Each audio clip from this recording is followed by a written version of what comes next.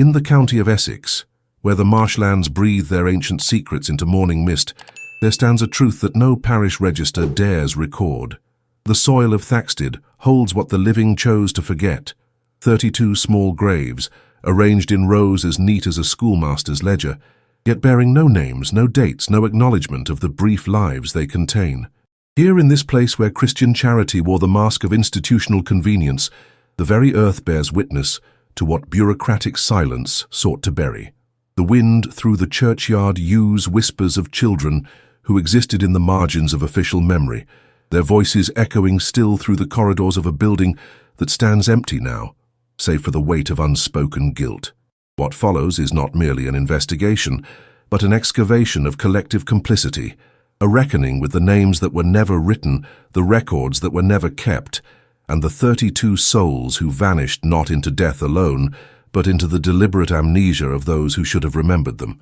The Essex County Archives hold many secrets, but none so profound as the silence that surrounds the Thaxted foundling home between the years 1855 and 1859, where one might expect to find the careful documentation that marked Victorian institutional life, the neat columns of names, ages, and circumstances that bureaucratic propriety demanded. There exists, instead, a void so complete it suggests not mere negligence, but deliberate erasure. The leather-bound ledgers that should chronicle the lives of those 32 children contain pages that have been methodically removed, their absence marked only by the ragged edges of torn vellum and the faint impressions left by a heavy hand. Inspector Charles Webb, in his preliminary report dated March 15, 1859, noted this peculiarity with the understated concern typical of his profession, yet even his measured prose cannot disguise the unease that such systematic omission provokes. The very absence of records becomes a record in itself,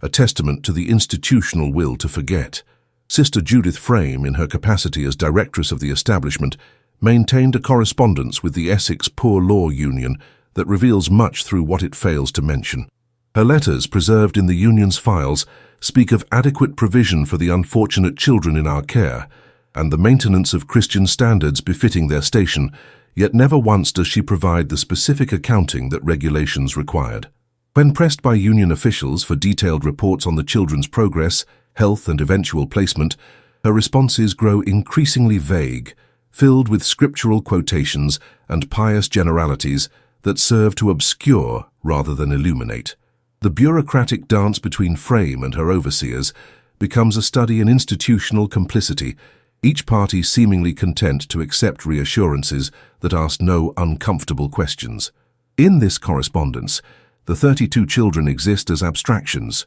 souls in our care, young charges, the unfortunate, never as individuals with names, faces, or particular needs. The physical evidence of the foundling home itself tells a story that official records refuse to acknowledge. The building, a converted manor house dating from the early 18th century, bears the modifications typical of institutional adaptation: long dormitories carved from former drawing rooms, a communal dining hall where once elegant entertaining occurred, and a chapel fashioned from what had been the library. Yet the most telling alteration lies in the basement, where a series of small rooms, barely large enough for a child's cot, suggest accommodations far removed from the adequate provision that Sister Judith claimed to provide. The walls of these chambers bear scratches and markings that speak of long confinement, and the single barred window in each room looks out not upon the gardens that graced the manor's public face, but upon the marshy wasteland that stretched toward the village boundary.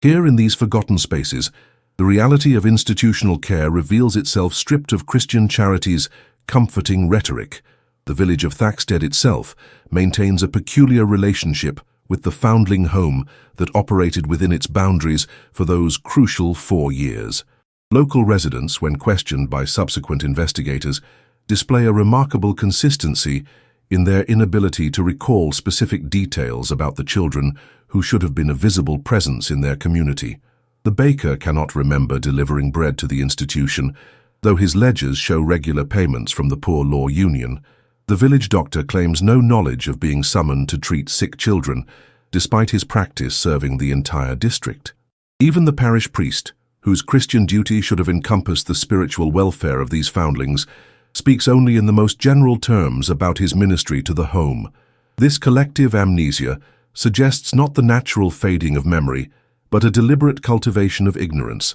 a community-wide agreement to see nothing, know nothing, and remember nothing that might disturb the comfortable fiction of charitable care. The financial records of the Essex Poor Law Union provide perhaps the most damning evidence of institutional negligence, not through what they reveal, but through their meticulous documentation of payments made for services that appear never to have been rendered. Regular disbursements to local tradesmen for food, clothing, and medical care create a paper trail of apparent propriety, yet when these same tradesmen are questioned, their memories prove as selective as those of other village residents. The union paid for 32 children to be fed, clothed, educated, and cared for, yet the evidence suggests that these payments served primarily to purchase silence rather than services. The bureaucratic machinery of Victorian poor relief, with its careful accounting and official oversight, becomes in this instance a mechanism for concealing rather than ensuring proper care. Each properly signed receipt and duly recorded payment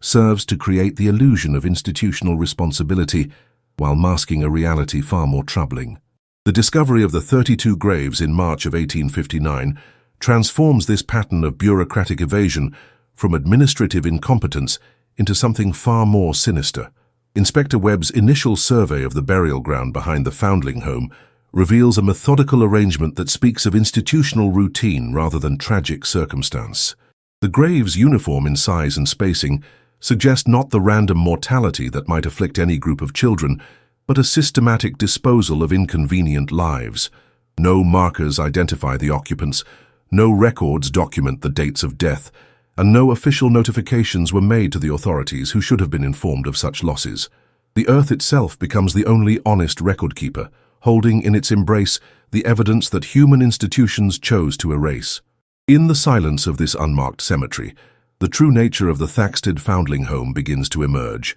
not as a place of Christian charity, but as a mechanism for making unwanted children disappear entirely from the world of official recognition. The Thaxted foundling home occupied Greystone Manor, a property whose very selection reveals the calculated nature of its institutional purpose. Situated 3 miles from the village centre, connected only by a narrow lane that became impassable during the winter months, the manor provided the isolation that Sister Judith Frame's operation required. The building's Georgian facade, with its symmetrical windows and classical proportions, presented an appearance of respectability to any casual observer. Yet this architectural dignity served primarily to mask the alterations that had transformed a gentleman's residence into something far more utilitarian. The original estate records, preserved in the Essex County Registry, show that Frame acquired the property through a private arrangement that bypassed the usual poor law procedures for establishing institutional care. This irregular acquisition, conducted without the oversight that normally attended such transactions, allowed her to operate with a freedom that more conventional arrangements would never have permitted. The internal modifications to Greystone Manor reveal a systematic approach to housing children that prioritized control over comfort. The grand staircase that once welcomed guests now served to separate the children's quarters from the administrative areas where Sister Judith conducted her correspondence and received her infrequent official visitors. The former servants' quarters in the attic had been converted into dormitories, their low ceilings and small windows creating an atmosphere of confinement that the building's external elegance belied. Most telling of all were the locks, heavy iron mechanisms installed on doors that had never required such security, creating a network of barriers that could isolate sections of the building at will. The children's movements within their own supposed home were thus subject to constant restriction, their access to different areas controlled by a woman whose authority over their lives extended to the most basic freedoms of movement and association. Inspector Webb's examination of the building's service areas uncovered evidence of the institutional routines that governed daily life within the foundling home. The kitchen, though adequately equipped for preparing meals, showed signs of use that suggested portions far smaller than what 32 growing children would require. The pantry shelves, when examined, bore the residue of stores that spoke more of subsistence than sustenance: coarse meal, root vegetables of the cheapest variety, and preserved foods of a quality that no respectable household would serve to its dependents. The dining hall itself, created by removing the wall between two smaller rooms, contained tables and benches that could accommodate the stated number of children, yet the wear patterns on the furniture suggested far less regular use than daily meals would produce. These physical traces paint a picture of institutional life that fell far short of the adequate provision that Sister Judith claimed to maintain. The chapel that Frame had created from the manor's former library serves as perhaps the most revealing space within the entire establishment.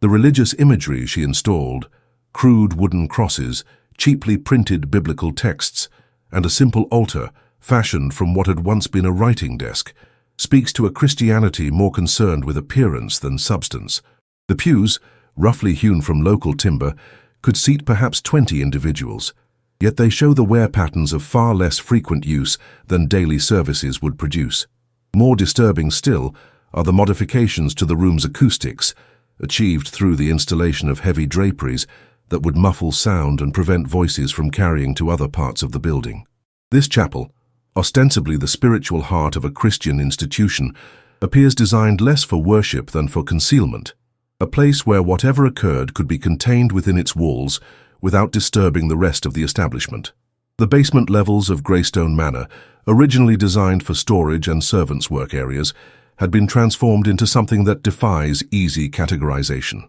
The small rooms that Inspector Webb discovered, each barely large enough for a single occupant, bore modifications that suggested long-term confinement rather than temporary accommodation. Iron rings set into the walls, scratches in the plaster that spoke of desperate attempts at escape, and the persistent odor of human habitation in spaces never designed for such use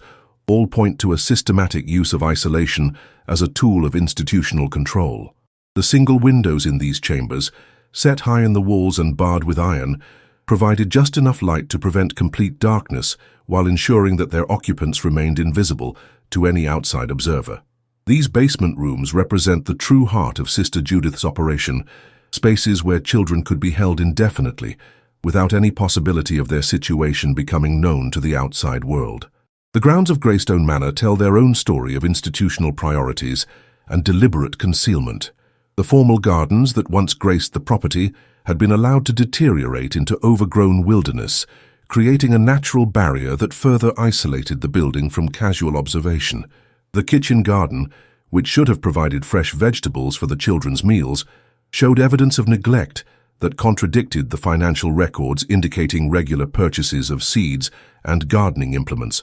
Most significantly, the burial ground that Inspector Webb discovered lay hidden behind a stand of yew trees that had been deliberately cultivated to screen it from view. The graves themselves, arranged in neat rows with military precision, bore no markers or identifying features, yet their uniform size and careful spacing revealed an institutional approach to death that treated the children's mortality as a routine administrative matter. In this hidden cemetery, the true purpose of the Thaxted foundling home becomes unmistakably clear, not to care for unwanted children, but to make them disappear entirely from the world of official recognition and human memory. The village of Thaxted, in the months following Inspector Webb's initial discoveries, became a study in collective amnesia so profound that it suggested not mere forgetfulness, but a deliberate cultivation of ignorance. When Webb attempted to interview local residents about their knowledge of the foundling home's operations, he encountered a consistency of non-memory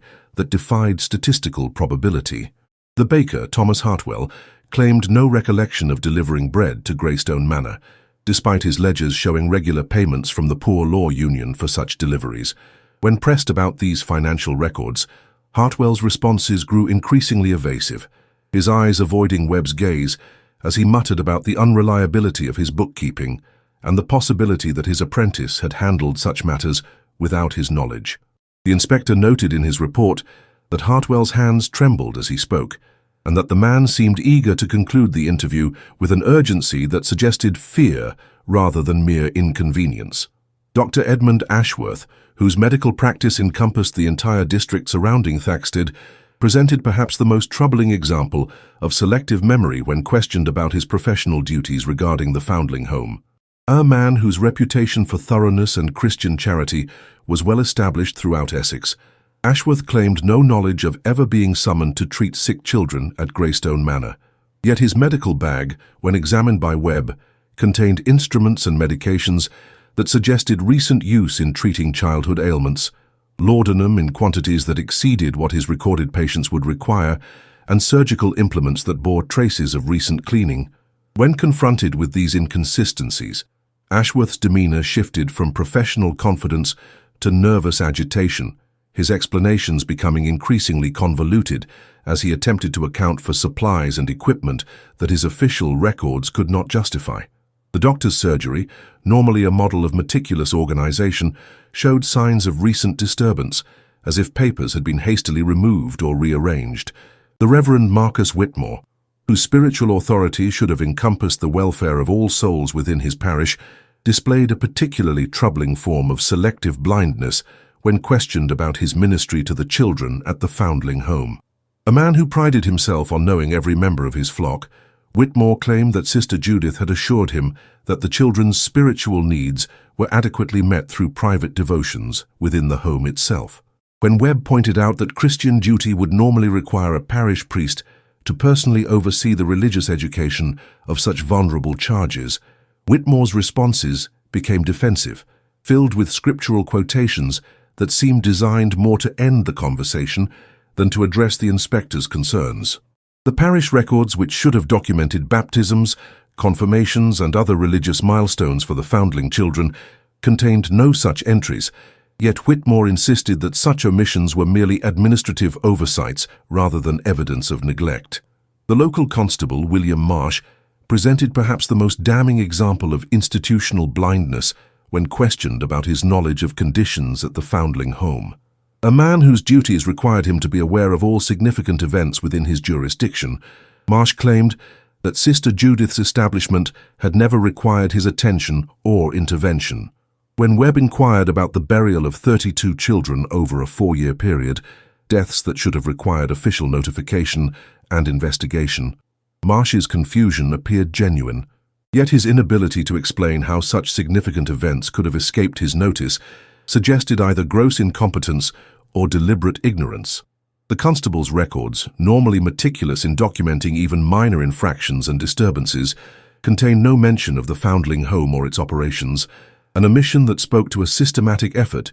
to avoid official scrutiny of Sister Judith's activities. The tradesmen who had supposedly provided goods and services to the Foundling home presented a collective portrait of selective memory that defied credibility. The grocer, the clothier, the coal merchant, all claimed to have fulfilled their contractual obligations to provide for the children's needs, yet none could recall specific details about deliveries, quantities, or the condition of the children they supposedly served. When Webb examined their premises for evidence of the goods that should have been supplied to feed, clothe, and warm 32 children, he found inventories that suggested far smaller transactions than the official records indicated. The coal merchant's yard showed no evidence of the regular large deliveries that heating Greystone Manor through Essex winters would have required, while the clothier's stock included none of the children's garments that institutional care would have necessitated. These discrepancies pointed to a systematic fraud in which payments were made and received for services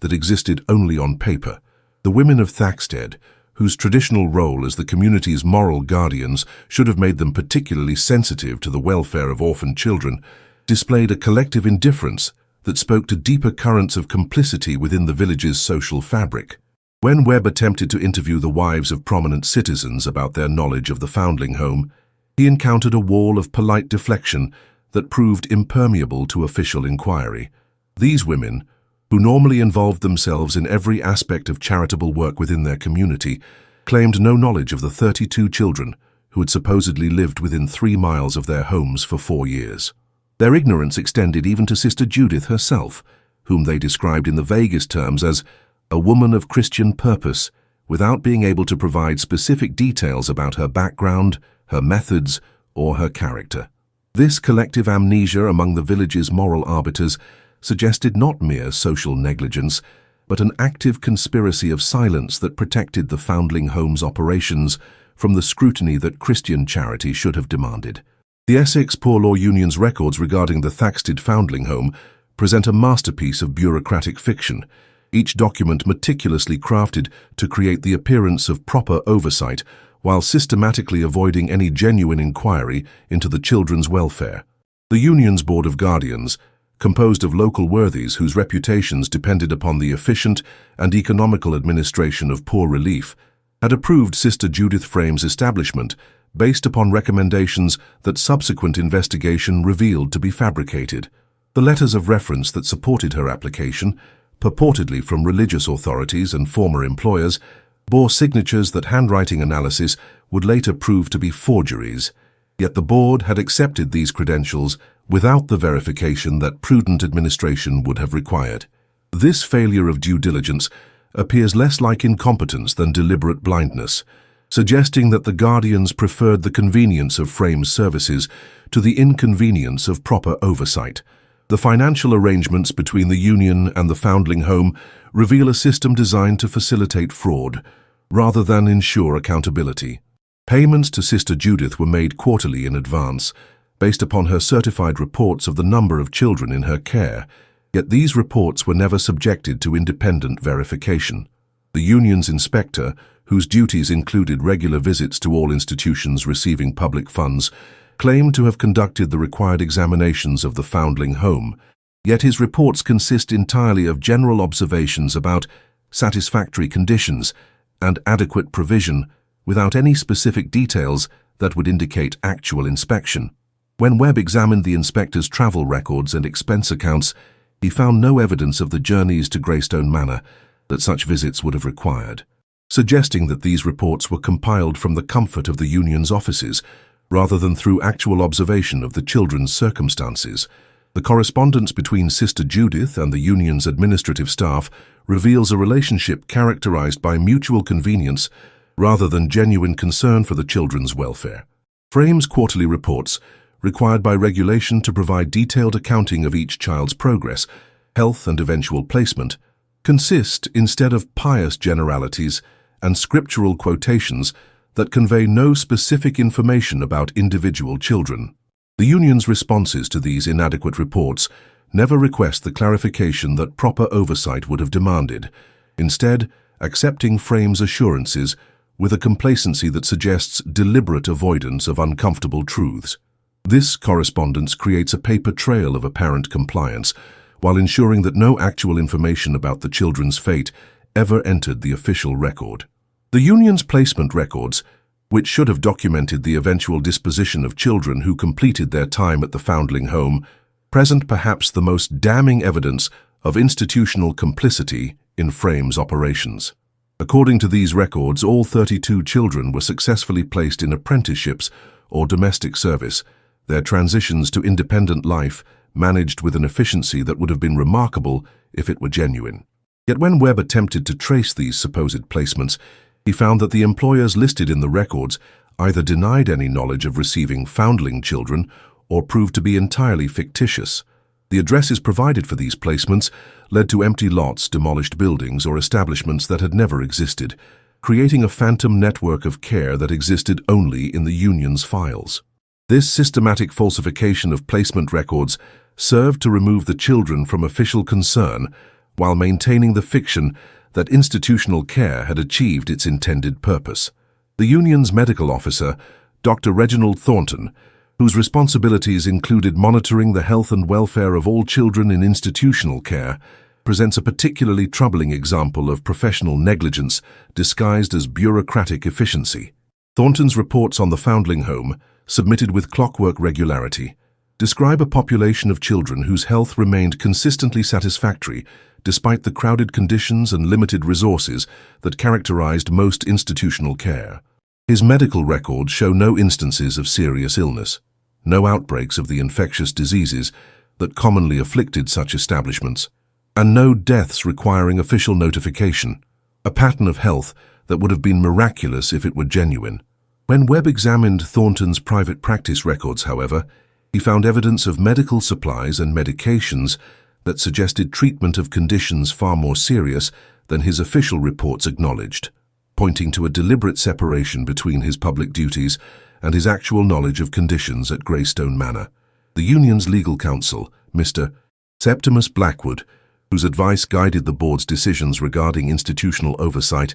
had crafted a framework of regulations that appeared comprehensive while providing numerous opportunities for evasion. The rules governing inspection visits, for instance, required advance notice to institutional administrators, allowing ample time for any irregularities to be concealed before official observers arrived. The reporting requirements, while extensive in their formal demands, contained loopholes that permitted the submission of meaningless generalities in place of specific information about individual children. Most significantly, the regulations governing the investigation of complaints or irregularities placed the burden of proof upon accusers while providing institutional administrators with numerous procedural protections that effectively prevented serious inquiry. This legal framework, ostensibly designed to ensure proper care, actually served to protect institutions like the Foundling Home from the scrutiny that genuine oversight would have required, creating a system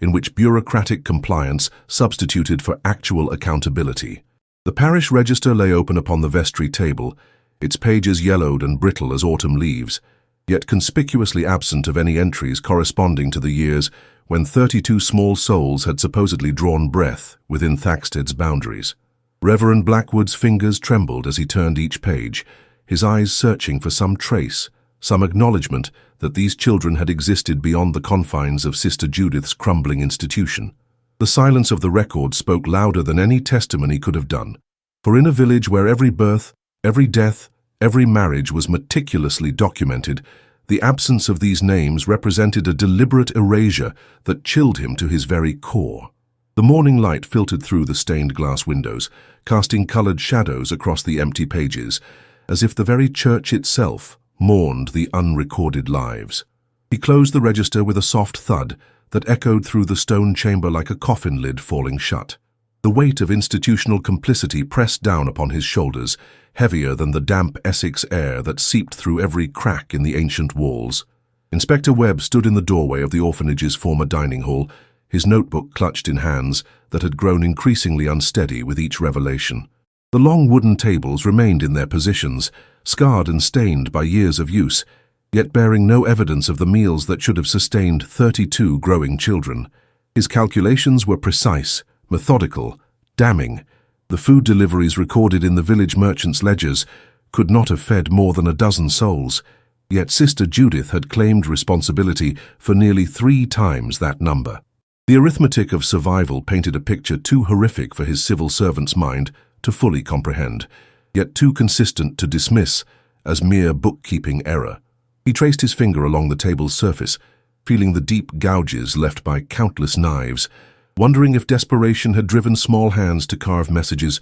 that no one would ever read. The floorboards creaked beneath his feet, each sound a reminder of the footsteps that should have echoed through these halls, but had been silenced before their stories could be told. The inspector's faith in the systems he served began to crumble like the plaster that fell in steady flakes from the ceiling above. Sister Judith Frame sat in her private chamber, surrounded by the detritus of a life dedicated to what she had convinced herself was righteous work. Her correspondence with the county authorities lay scattered across her desk, each letter a masterpiece of misdirection and carefully crafted ambiguity. She had learned early in her tenure that officials preferred reports that confirmed their expectations rather than challenged their assumptions, and she had provided exactly what they wished to hear: tales of grateful children, successful placements, and the steady progress of Christian charity. The truth, she knew, was far more complex, far more terrible, yet she had convinced herself that her actions served a greater good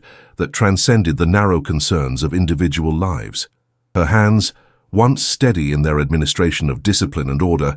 now shook as she contemplated the inspector's questions and the growing scrutiny of her methods. The shadows in her room seemed to lengthen with each passing hour, as if the darkness itself was preparing to claim her as it had claimed so many under her care. She whispered prayers to a God she was no longer certain was listening, her voice barely audible above the wind that rattled the loose window panes. The village of Thaxted continued its daily routines with the determined normalcy of a community that had learned to avert its collective gaze from uncomfortable truths. Market day proceeded as it always had, with vendors hawking their wares and housewives examining produce with the same critical eye they had always employed, yet conversations died abruptly when the orphanage was mentioned, replaced by meaningful glances and hurried changes of subject. The blacksmith's hammer rang against his anvil with mechanical precision, each strike drowning out the whispers that threatened to disturb the carefully maintained peace. Children played in the streets, their laughter carrying on the wind, yet their games avoided the lane that led to the orphanage, as if some instinctive knowledge warned them away from that cursed ground. The inn served its usual customers with the same warm ale and hearty meals, but the conversations grew quieter when strangers appeared, particularly those who asked too many questions about the village's charitable institutions. Even the church bells, which had marked the hours for centuries, seemed to toll with a more somber note, as if the very bronze had absorbed the weight of unspoken sins. Dr. Cornelius Hartwell arrived from London with the authority of the Royal College of Physicians and a mandate to examine the physical evidence that Inspector Webb had uncovered. His medical training had prepared him for many horrors, yet nothing in his experience had equipped him to interpret the signs of systematic neglect and deliberate cruelty that marked every corner of the orphanage. The infirmary, such as it was, contained medicines that had expired years before, bandages that bore stains too dark and too old to be anything but blood, and instruments that spoke of treatments more suited to punishment than healing. His examination of the burial ground revealed irregularities that chilled his professional soul. Graves too shallow, too closely spaced, too numerous for any institution that claimed to provide proper care for its charges. The soil itself seemed to whisper accusations as he probed its depths, each shovelful revealing evidence of haste and concealment that spoke to a systematic disposal of inconvenient truths. His report, when finally completed, would use the careful language of medical science to document horrors that defied civilized comprehension. The doctor's hands, trained to heal and comfort, trembled as he wrote his findings, knowing that his words would shatter the comfortable illusions that had allowed such atrocities to continue unchallenged. The weight of accumulated evidence pressed down upon the investigation like the heavy Essex sky that perpetually threatened rain, but never quite delivered the cleansing deluge that might wash away the stains of the past. Each document uncovered, each witness interviewed, each grave examined added another layer to a picture of institutional failure, so complete, so systematic, that it challenged the very foundations upon which Victorian society had built its sense of moral superiority. The orphanage had operated not as a sanctuary for the vulnerable, but as a convenient repository for society's unwanted, a place where inconvenient lives could be quietly extinguished without troubling the consciences of those who preferred not to know the true cost of their charitable donations. The silence that had protected Sister Judith's operation for so many years now seemed to echo with the voices of the 32 whose names had never been written, whose lives had never been acknowledged, whose deaths had never been mourned. Inspector Webb closed his final report with hands that shook not from cold, but from the terrible knowledge that justice, when it finally came, would be too late for those who needed it most. The bureaucratic machinery that had failed so catastrophically in its duty of protection would now grind slowly toward a reckoning that could never truly balance the scales of such profound injustice. The county records office in Chelmsford became Inspector Webb's second home, as he methodically traced the paper trail that should have documented the lives and fates of the 32 children who had vanished into Sister Judith's care like morning mist dissolving into nothingness. Each ledger he examined revealed another layer of bureaucratic negligence, another instance where proper procedures had been ignored or deliberately circumvented in favor of expedient solutions that asked no uncomfortable questions. The placement records, when they existed at all, bore signatures that could not be verified and addresses that led to empty fields or demolished buildings, as if the very infrastructure of accountability had been designed to crumble under scrutiny. His correspondence with other institutions revealed a pattern of children being transferred from one facility to another, with no more documentation than might accompany a shipment of goods, their humanity reduced to mere entries in ledgers that were themselves often incomplete or deliberately obscured. The inspector's training in administrative procedure had taught him to trust in the reliability of official documentation. Yet here, he found a system so corrupted by indifference and willful blindness that it had become complicit in the very crimes it was meant to prevent. The gas lamps in the records office flickered as evening approached, casting dancing shadows across pages that documented a failure of civilization so profound that it challenged his faith in the very concept of ordered society. Sister Judith's private journals, discovered hidden beneath a loose floorboard in her chamber, revealed the gradual transformation of a woman who had once genuinely believed in her mission of Christian charity into something far more sinister and calculating. The early entries spoke of her determination to provide proper care for the children entrusted to her keeping. Yet as the years progressed and the financial pressures mounted, her writings revealed a growing callousness toward the suffering of those under her protection. She had learned to justify each compromise, each reduction in care, each death that could have been prevented by invoking the greater good of the institution and the impossibility of providing adequate care with inadequate resources. The journal entries became increasingly sparse as her methods grew more extreme, as if even she recognized that some actions could not be justified even to herself in the privacy of her own thoughts. Her handwriting, once neat and precise, grew increasingly erratic, reflecting a mind that was slowly fracturing under the weight of accumulated guilt and the constant fear of discovery. The final entries spoke of her growing paranoia, her conviction that the children themselves were somehow responsible for their own suffering, and her belief that she was performing a merciful service by hastening their release from a world that had no place for them. The village doctor, Dr. Pemberton, had been called to the orphanage on numerous occasions over the years,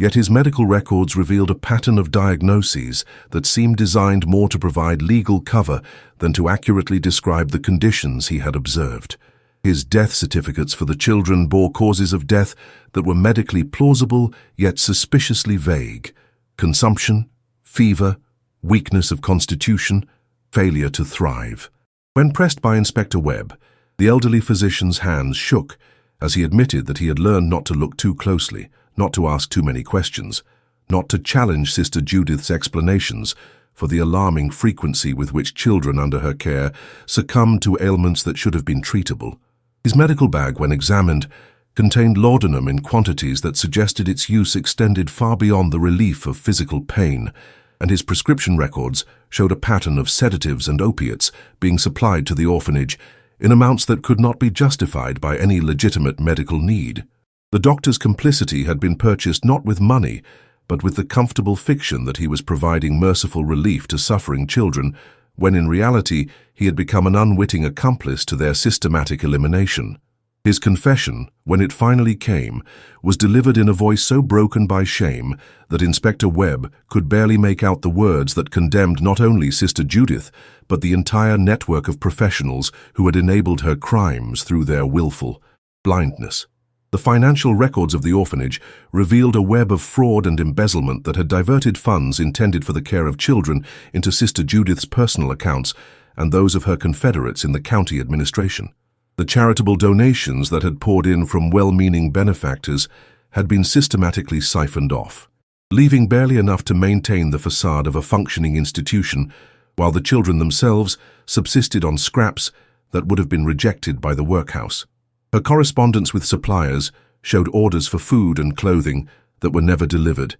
yet the payments had been made and the receipts filed as if the goods had reached their intended recipients. The heating bills for the orphanage were so minimal that it was clear the children had endured winters without adequate warmth, while Sister Judith's private quarters showed evidence of comfortable furnishings and regular fires that had kept her in luxury, while those under her care suffered in cold and darkness. The inspector's accounting revealed that the funds designated for the care of 32 children had been sufficient to provide adequate nutrition, clothing, and medical care for perhaps a dozen, yet Sister Judith had continued to accept new charges while knowing that she lacked the resources to sustain them. The mathematics of her operation were simple and damning. She had systematically murdered children through neglect while profiting from their suffering, all under the protective cover of Christian charity and bureaucratic indifference. The testimony of Mrs. Eleanor Whitmore, the village seamstress who had occasionally been called upon to provide clothing for the orphanage, painted a picture of an institution where the normal rhythms of childhood had been replaced by an atmosphere of fear and resignation that chilled her to the bone. She spoke of children who moved with the careful deliberation of the elderly, who spoke in whispers when they spoke at all, who flinched at sudden movements and seemed to expect punishment for the simple act of existing. Her measurements for their clothing revealed bodies that were systematically undernourished, growth stunted by malnutrition and neglect, Yet she had been instructed to create garments that would make the children appear healthy and well cared for during the rare occasions when outside visitors were expected. The seamstress described the eerie silence that pervaded the orphanage during her visits, broken only by the sound of Sister Judith's footsteps and the occasional muffled sob that was quickly stifled before it could attract unwanted attention. She had learned not to ask about children who had been measured for clothing, but who were no longer present during subsequent visits, accepting Sister Judith's explanations about successful placements and transfers to other institutions without questioning why such good fortune seemed to befall the weakest and most vulnerable of her charges. Her needle had sewn shrouds as often as it had created clothing for the living, yet she had convinced herself that this was simply the natural order of things in an institution that cared for society's most unfortunate children. The investigation reached its crescendo as Inspector Webb compiled his final report, a document that would expose not only Sister Judith's crimes, but the systematic failure of every institution and individual who had enabled her operation through their negligence, corruption, or willful blindness. The evidence was overwhelming, undeniable. Yet he knew that the full truth would never be revealed to the public, for it implicated too many powerful figures and challenged too many comfortable assumptions about the nature of Christian charity and social responsibility. The 32 children who had died under Sister Judith's care would be remembered, if at all, as tragic victims of circumstances beyond anyone's control, rather than as the casualties of a system that had valued convenience over compassion and profit over human life. The inspector's pen scratched across the paper as he documented each crime, each failure, each moment when intervention could have saved lives but was withheld in favor of maintaining the status quo that had served everyone except those who needed protection most. His report would be filed,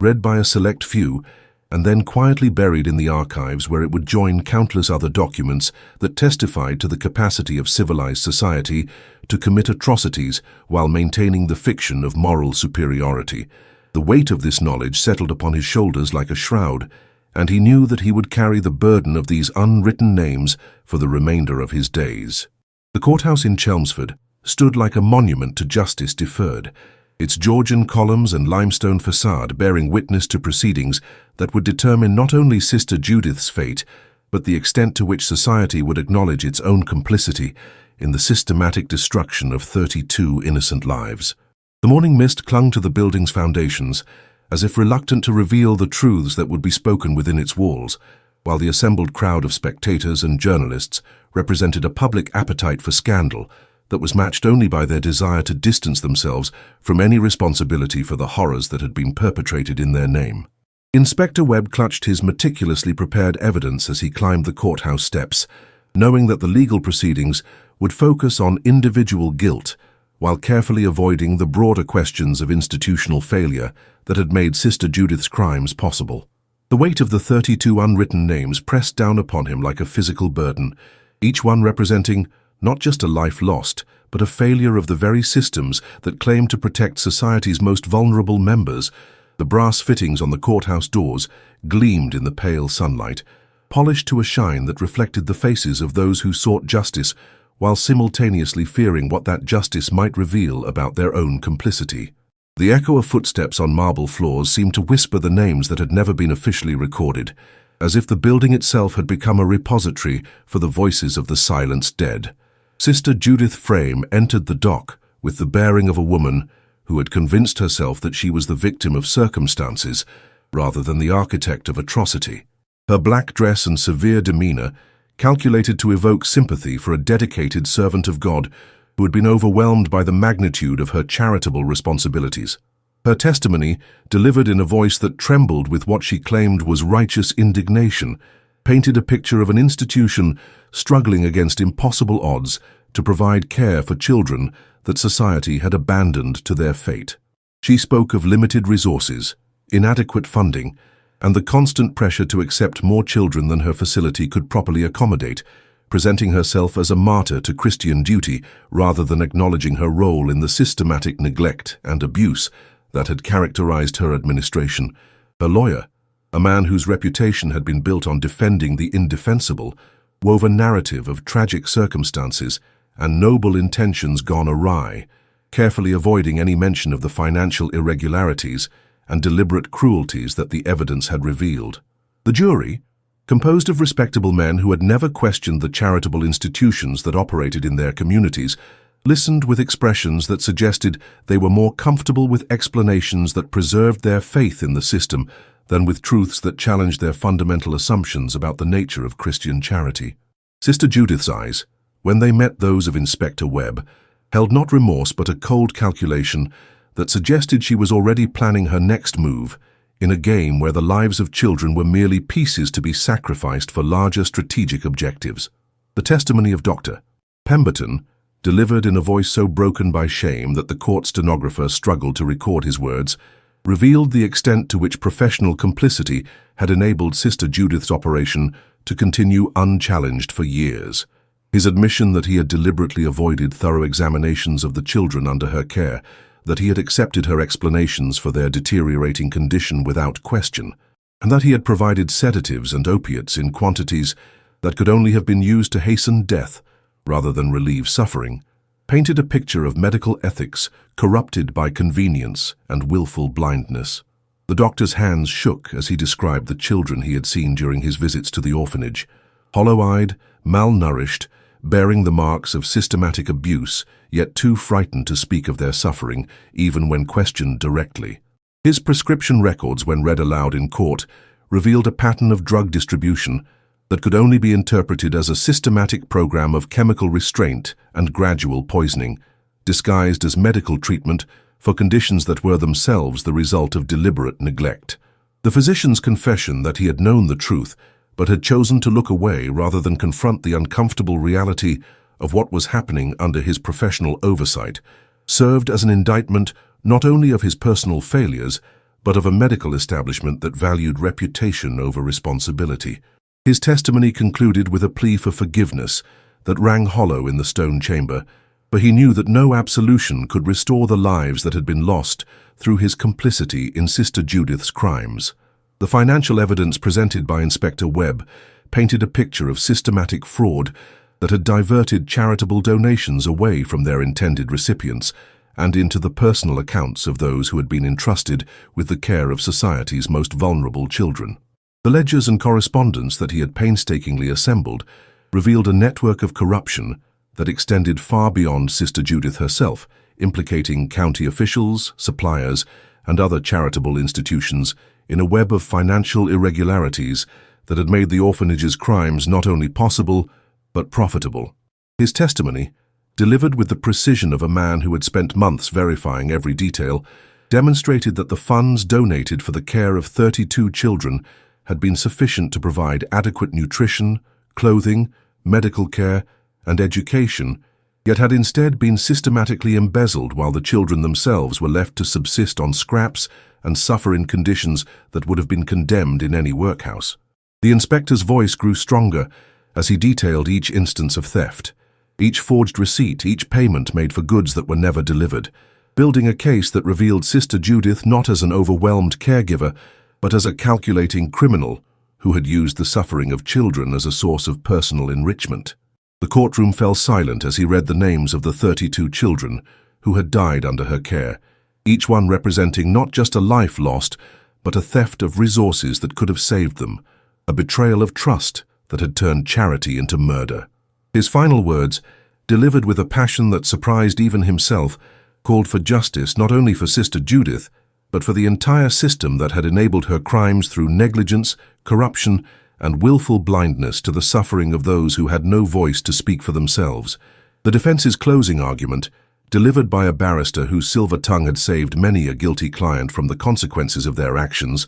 attempted to shift responsibility away from Sister Judith and onto the broader social conditions that had created the need for institutions like her orphanage. He spoke eloquently of the challenges facing charitable organizations in an era of rapid social change, of the impossible burden placed upon dedicated individuals who sought to care for society's unwanted children with inadequate resources and insufficient support. His words painted Sister Judith as a tragic figure, a woman whose noble intentions had been overwhelmed by circumstances beyond her control, who had made difficult decisions in impossible situations, and who deserved compassion rather than condemnation for her efforts to provide care where none had existed before. The barrister's rhetoric was designed to appeal to the jury's desire to believe that the horrors they had heard described were aberrations rather than symptoms of systemic failure, that individual tragedy could be separated from institutional responsibility, and that justice could be served without requiring uncomfortable questions about the society that had enabled such crimes. His voice rose and fell with practiced emotion as he described the loneliness and burden of Sister Judith's position, the thankless nature of her work, and the impossibility of providing perfect care for children who had already been damaged by their experiences before arriving at her institution. The courtroom listened with the attention of people who wanted to believe that complex problems could have simple explanations, that guilt could be contained within individual actors rather than spreading to implicate the systems and assumptions that had made their crimes possible. The verdict, when it finally came, satisfied no one while providing everyone with the comfortable fiction that justice had been served and that the system had corrected its own failures through the proper application of legal procedure. Sister Judith Frame was found guilty of criminal negligence and financial fraud, sentenced to transportation to the colonies, where she would spend the remainder of her days in penal servitude. Yet the broader questions of institutional failure and social complicity remained unaddressed and unresolved. The 32 children who had died under her care were officially acknowledged as victims of tragic circumstances rather than systematic murder, their deaths attributed to the natural hazards of institutional life, rather than to the deliberate policies that had made their survival impossible. Pemberton received a formal censure from the Royal College of Physicians, but retained his license to practice medicine, while the county officials who had enabled Sister Judith's operation through their negligence and corruption faced no consequences beyond the mild embarrassment of having their names mentioned in connection with the scandal. The courthouse emptied as the spectators and journalists dispersed to their homes and offices, carrying with them the satisfaction of having witnessed justice in action while carefully avoiding any reflection on their own role in creating the conditions that had made such crimes possible. The limestone columns and marble floors of the building stood silent once again, their surfaces bearing no trace of the testimony they had heard, no record of the names that had been spoken, no acknowledgement of the lives that had been lost in the service of maintaining society's comfortable illusions about the nature of charity and the treatment of its most vulnerable members. The demolition of the orphanage began on a grey October morning when the mist hung so thick over Thaxted that the workers seemed to move like phantoms through a landscape that existed somewhere between the world of the living and the realm of the dead. The sledgehammers and crowbars that would reduce Sister Judith's institution to rubble felt heavy in hands that had been told they were performing a service to the community, yet the men who wielded them could not shake the feeling that they were disturbing something that should have been left to decay naturally under the weight of its own accumulated sins. Each blow that shattered the windows through which no child had ever gazed with hope, each strike that brought down the walls that had contained so much suffering, seemed to release into the Essex air the echoes of voices that had been silenced before they could speak their truths to a world that had chosen not to listen. The foreman, a practical man who had demolished dozens of buildings without a second thought, found himself pausing frequently to wipe sweat from his brow, despite the cool autumn air, as if the very act of destruction was somehow more exhausting than it should have been. The bricks and mortar that had sheltered Sister Judith's crimes crumbled with a sound like sighing, as if the building itself was finally exhaling the breath it had held for so many years while witnessing horrors that no structure should have been asked to contain. The workers spoke little as they went about their task, each man lost in his own thoughts about what they were destroying and what they might be releasing into the world through their actions. Inspector Webb stood at the edge of the burial ground, watching as the gravediggers carefully exhumed the remains of the 32 children whose names had never been written in any official record, but whose bones would finally receive the dignity of proper burial in consecrated ground. The small wooden boxes that had served as their coffins had long since rotted away, leaving only fragments of cloth and the pathetic remnants of the few possessions that had accompanied them to their graves. A broken doll, a worn prayer book, a small tin soldier that had somehow survived the years of burial to bear witness to a childhood that had been cut short by systematic neglect. Each set of remains told its own story of malnutrition and abuse, the bones bearing the marks of diseases that should have been treatable, fractures that had never been properly set, and the unmistakable signs of lives that had been lived in constant fear and deprivation. The inspector's notebook, which had recorded so many facts and figures during his investigation, seemed inadequate to capture the emotional weight of this moment when the evidence of Sister Judith's crimes was finally being brought into the light of day. His hands trembled as he watched the careful work of the gravediggers, knowing that each small skeleton represented not just a life lost, but a failure of every system and institution that had been designed to protect the innocent from those who would exploit their vulnerability. The autumn wind carried the scent of damp earth and decay, mingling with the smoke from the village chimneys to create an atmosphere that seemed to mourn not just for the dead, but for the living, who had failed them so completely. The new cemetery plot that had been designated for the reburial of the 32 children lay on a hillside overlooking the village, its location chosen to provide a view of the community that had failed to protect them while they lived, but now sought to honor them in death. The headstones that marked their graves bore only numbers rather than names, for no records existed to identify the individual children, whose remains lay beneath the freshly turned earth, yet each marker represented a life that had mattered, despite the world's determination to treat it as disposable. The inscription that was carved into the central monument spoke of innocent lives lost to tragic circumstances, carefully avoiding any language that might assign blame or responsibility for their deaths. Yet those who had followed the investigation knew that the true epitaph for these children should have spoken of murder disguised as charity and of a society that had chosen convenience over compassion. The flowers that were placed on the graves by anonymous mourners wilted quickly in the autumn air, their brief beauty serving as a reminder of the fragility of life and the ease with which it could be extinguished by those who held power over the powerless. The cemetery's location on the hillside meant that the wind was constant, carrying away the words of prayers and the tears of those who came to pay their respects, as if even in death the children were destined to have their voices scattered and lost before they could be properly heard. The view from the graves encompassed the entire village of Thaxted, a panorama that included the church, where their births had never been recorded, the market square where their absence had never been questioned, and the empty lot where their former prison had stood before being reduced to rubble and carted away like any other refuse. The official report of the investigation, when it was finally published in heavily redacted form, satisfied the public's desire for closure while carefully avoiding any conclusions that might have required uncomfortable changes to the systems and institutions that had enabled Sister Judith's crimes. The document spoke of individual failures and tragic circumstances, of a dedicated woman who had been overwhelmed by her responsibilities and had made regrettable decisions under impossible pressure, yet it avoided any mention of the systematic corruption and willful blindness that had made her operation possible for so many years. The recommendations that concluded the report called for improved oversight of charitable institutions and better training for those who worked with vulnerable populations. Yet these suggestions were so vague and toothless that they could be implemented without requiring any real change to the status quo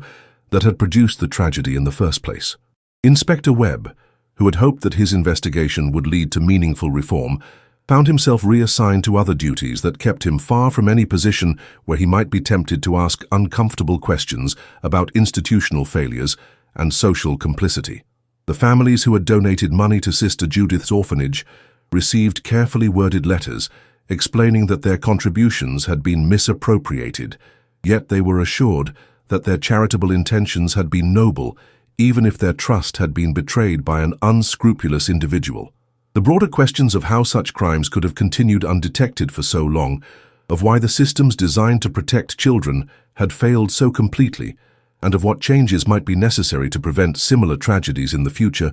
were quietly set aside in favor of the comfortable fiction that justice had been served and that the problem had been solved through the punishment of a single guilty party. The village of Thaxted gradually returned to its normal rhythms, yet those who had lived through the investigation and its aftermath found that the comfortable certainties that had once defined their community had been permanently shattered by the knowledge of what had been allowed to happen in their midst. The market square still filled with vendors and shoppers on designated days, the church bells still marked the hours with their familiar bronze voices, and the inn still served ale and meals to travelers who passed through on their way to more important destinations. Yet there was a quality to the silence between conversations, that had not existed before the truth about the orphanage had been revealed. Children still played in the streets, yet their games avoided the empty lot where Sister Judith's institution had stood, as if some instinctive knowledge warned them away from ground that had been consecrated by suffering rather than by prayer. The adults who gathered in the inn or the market spoke carefully around the subject of the investigation, their conversations dancing around the edges of topics that might lead to uncomfortable questions about their own role in enabling the tragedy through their willful blindness and determined ignorance. The new families who moved to the village were told carefully edited versions of recent events, stories that emphasized the swift action of the authorities and the proper punishment of the guilty, while avoiding any mention of the years of systematic abuse that had been allowed to continue, unchallenged. The cemetery on the hillside became a place that was visited by strangers more often than by locals, as if the community preferred to forget the 32 graves that served as a permanent reminder of their collective failure to protect the innocent from those who would exploit their vulnerability for personal gain. The legacy of the 32 children whose names had never been written extended far beyond the boundaries of Thaxted, rippling outward through the networks of charitable institutions and government agencies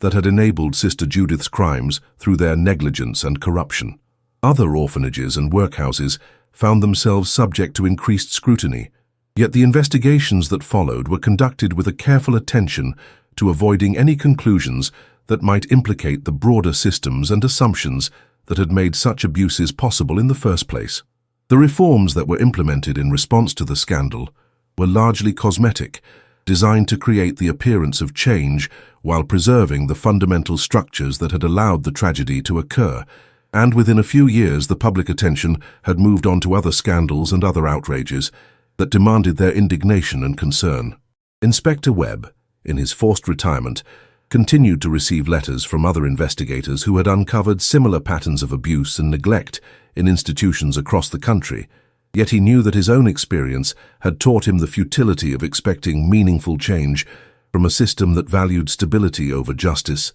and convenience over compassion. The 32 children who had died under Sister Judith's care became statistics in reports that were filed and forgotten, their individual stories lost in the bureaucratic language that transformed human tragedy into administrative data that could be processed and dismissed, without requiring any emotional engagement from those who read it. Their graves on the hillside overlooking Thaxted stood as a monument, not just to their own suffering but to the capacity of civilized society to commit atrocities while maintaining the fiction of moral superiority, a reminder that the greatest crimes are often committed not by monsters, but by ordinary people who choose to look away when confronted with uncomfortable truths about the systems they serve and the society they inhabit.